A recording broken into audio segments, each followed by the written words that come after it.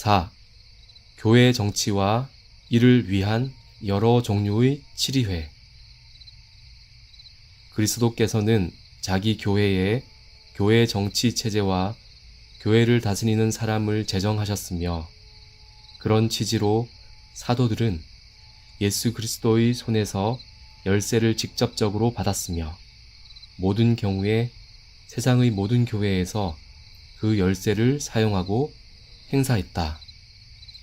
그리고 그리스도께서는 그 후 계속적으로 자기 교회에 속한 어떤 사람에게 다스림의 은사를 주셨으며, 또한 다스리는 일로 부름을 받을 때에 바로 그 일을 행사할 권한을 위임해 주셨다.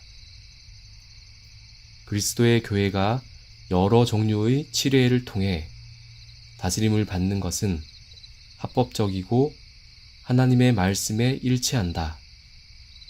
그리고 그 치리회에는 당회, 노회, 대회가 있다. 4-1. 이 모든 치리회의 공통된 권능.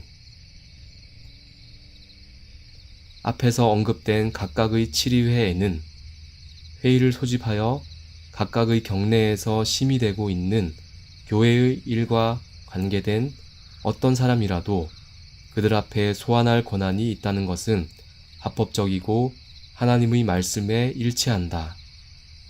이들 치리회에는 질서정연하게 그 앞에 제출된 소송 사건과 불화를 듣고 결정할 권한이 있다. 상술된 모든 치리회가 교회 치리를 시행할 얼마간의 권한이 있다는 것은 합법적이고 하나님의 말씀에 일치한다. 4-2. 당회, 곧 각 지교회의 정치를 위해 지교회를 다스리는 직원들의 회의. 지교회의 다스리는 직원들에게는 그들이 정당한 이유를 확인하게 될 때 지교회의 어떤 회원이라도 그들 앞에 소환할 권한이 권위적으로 있다.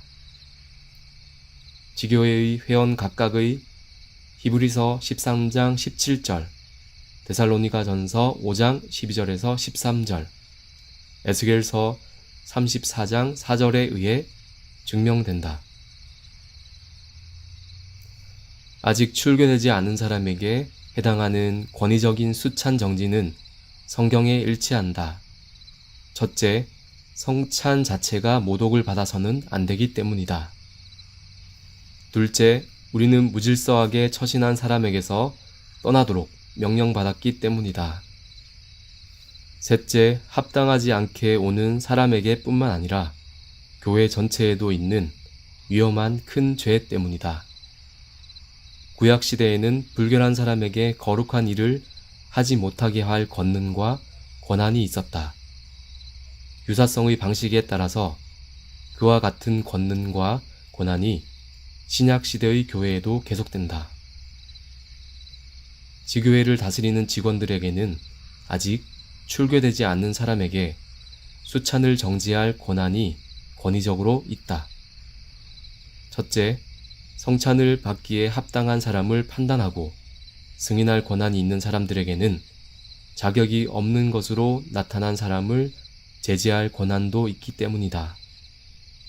둘째, 성찬은 본래 그 회중에 속해야 하는 정규적인 예배의식이라는 점에서 교회의 일이기 때문이다.